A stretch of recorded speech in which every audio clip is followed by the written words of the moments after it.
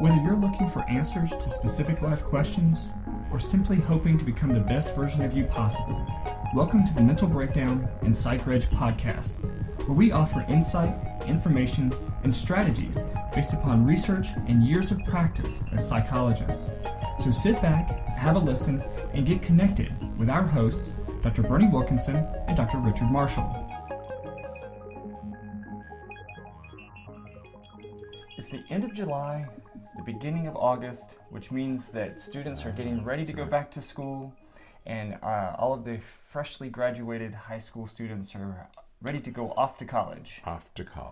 And today's podcast is a bit of a heads up, a little bit of a cautionary tale about college and their use of a very common medication that college students use to help with studying. That's probably started in high school. Kids who are prone to do it probably started it in high school, but when your children go off to college, one of the many things that they're going to be introduced to, we could do a week on what they're going to be introduced to. One of the things they're going to be introduced to is the idea that if they want to improve their performance on a test or a paper, or they need to stay up late, that one of the little enhancements that they might consider is to ask their peers, classmates, friends, associates, who has Adderall, Adderall. It's a stimulant medication prescribed for ADHD. And students go off to college, and many students will have prescriptions for Adderall. And students have learned over time to share it, or to sell it. You know, that you can sell those pills for people who pay $20 for one of the pills. And so many students sell the pills to others.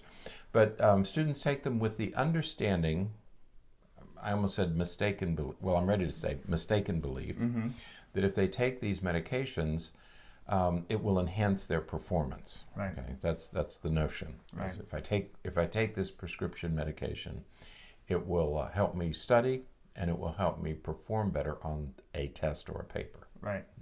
Yeah, and I think that we were taught, going through graduate school and everything as recently as, within the last decade or so, that was the case. That these medications, stimulant medications, while it could lead to other issues in those who were taking it that didn't have ADHD, like addiction issues and things like that, it would improve attention and focus and memory capacity and some of those kinds of things in individuals, whether they had ADHD or not. Right. The common lore is that, if you really want to do better, take this magic pill, and it will make everything better. It'll make you learn faster. It'll keep you more alert. It'll make you learn better. It'll make you perform better. It's sort of this magic elixir that will make everything better. And you only need to take it when you have an exam or something, in and out of your body, which is true, in and out of your body in a few hours. And the benefits are many. So, but there was recently a study completed.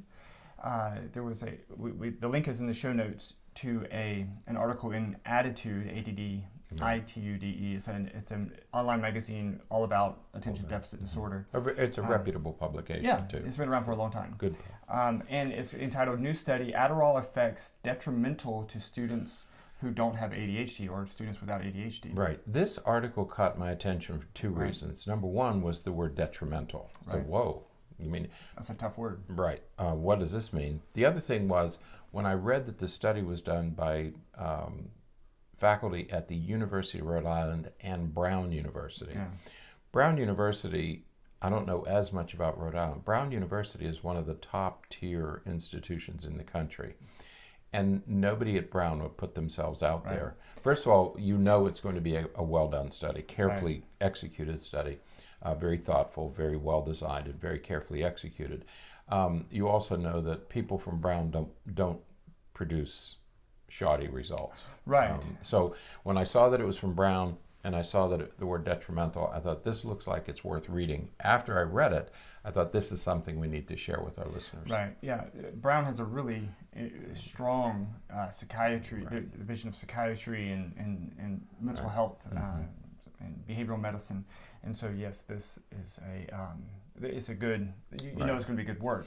So in this study, and it's a relatively small study, Right. but what they found was that individuals who don't have ADHD, college students Right. who don't have ADHD, but use Adderall as a way to purportedly to help with all those things that we were already talking about, there were actually limitations. It actually resulted in a detriment, as the title suggests, in some of their working memory, some of their focus and their recall, and some of those kinds of things. Yeah, not only did it not help very much, but it actually may have had, the medication may exert, and I say may because the study was a small sample and more research needs to be done, but it may have a detrimental effect on memory, right? Okay, which would not be unusual, because if it stimulates you a little too much, it could interfere with memory functions. Right. As we know, increased anxiety leads to decreased memory functions.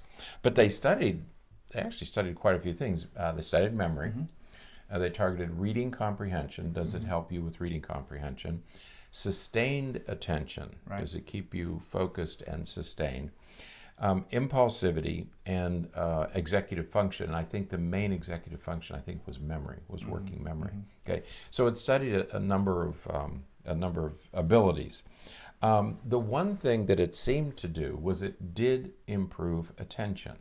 Right, which is what we've been told. Which would not be surprising. Right, we've been told that stimulant medications will improve attentional capacity in individuals whether they have ADHD or not. Right, it's easier to focus, it's easier to stay focused on what you're doing, you're less prone to be distracted. So it probably does do that. But according to this study, it does little else. Right. It really didn't improve reading comprehension. It didn't improve anything else that they studied, impulsivity and all that. But the most surprising study was the detrimental effects it had on working memory. Right. And I think their working memory task sounded like a digit span task. Right. It sounded like they were you give a series of digits, which always bothered me, because a digit span test is not about numbers. It's a word list. Right. Because numbers are, when they're spoken, they become words. Right. So you say 3, 6, 7, 2, 5. Those are words. Not, you might think numbers, but you're hearing words. So you're actually remembering a word list. Right. So it has nothing to do with your math abilities. Right. It has something to do with your ability to remember a series of words. And I think that's the task they used to test short-term memory. And they found decrements in short-term memory, which would be a problem, because while you have increased attention, you may not remember as well as you think you are. Yeah. Yeah, so they also found that it had some concerning results as it relates to emotions. Right. Their ability to recall sort of past experiences or to reflect upon past experiences, their activated emotion, and sort of what they refer to as autonomic activity. Right. And so we're talking about some biological Physical, things. physical. Blood pressure and heart rate does increase your heart rate. Right. I mean, there are people who can't take even if they have ADHD, they can't take stimulant medication because they already have high blood pressure, or they tend to have rapid heart rate, tachycardia. Right. So yes, it did increase both of those. So if your kids are high school age, or if they're going off to college, keep an ear to the ground on this one, because it seemed like a benign, harmless thing to do. To take your roommate's Adderall, it may not be. Right. It may not be benign, and it may be counterproductive to what they're actually trying to use it to what they're trying to achieve. And then you get into the other issue of staying up all night. Something. It's sort of a freshman ritual. You're suddenly allowed to stay up all night. Although that's not new. There are high school students doing that now. It used to be a college rite of passage, but now I think more and more high school students are staying up all night. But try to encourage your kids to live a healthy life rather than cramming and forcing these things to happen, especially with the enhancement of these prescription medications. It might not be good for you. Absolutely so. All right. So give them a warning. Absolutely. So that is it for today. Until next time, stay happy, stay healthy, and don't forget to be afraid. Thanks for sharing this episode of the Mental Breakdown and Psychreg podcast.